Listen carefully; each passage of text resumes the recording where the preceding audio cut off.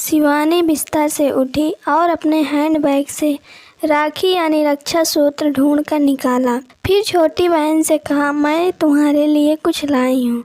शिवानी को घर में आए कुछ समय ही गुजरा था कि माँ ने ऋचा की शिकायत करनी शुरू कर दी। अपनी बहन को तो देखो, उसने शादी की पार्टी में जीन्स और शर्ट पहना था। शादी समारोह में जीन्स? शिवानी ने अफसोस भरे लहजे से पूछा। और क्या क्या कर डाला उसने? उसकी माँ की भौहें चढ़ी हुई थी।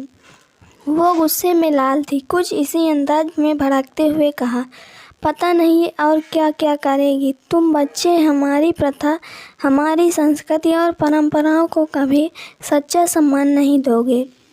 मुझे अपनी बहनों की ओर से कभी आदर सत्कार नहीं मिलेगा। वे हमेशा मुझे ताने मारती रहती हैं कि मैं तुम दोनों का पालन पोषण करने में किस तरह से फेल हो गई हूँ। माँ, आपको नहीं लगता कि इस बारे में बात करें तो अच्छा रहेगा?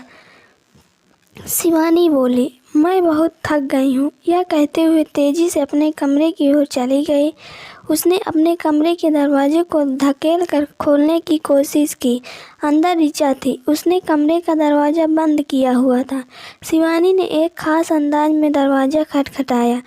उन दोनों के बीच में यह दरवाज़ा खुलवाने का एक सीक्रेट था। चटकनी खुलने की आवाज़ के साथ ही दरवाज़ा खुला और उसकी बहन ने उसे अंदर आने दिया।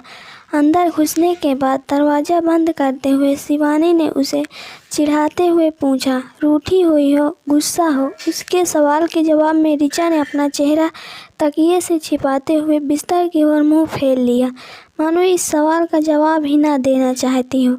शिवानी ऋचा के पास ही बिस्तर पर लेट गई और लंबी सांस लेते हुए उसने पूछा, क्या तुम बाहर जाकर कुछ खाना चाहती हो? तुम मेरे फ़ोन पर रजत की कॉल्स ब्लॉक करने के बारे में मुझे सब कुछ बता सकती हो।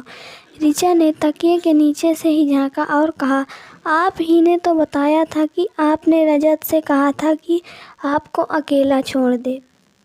वह फिर भी आपको तंग कर रहा है और आपने मुझसे कहा था कि आपको कॉल्स ब्लॉक करनी नहीं आती है, तो मैंने आपके लिए उसकी कॉल्स ब्लॉक कर दी।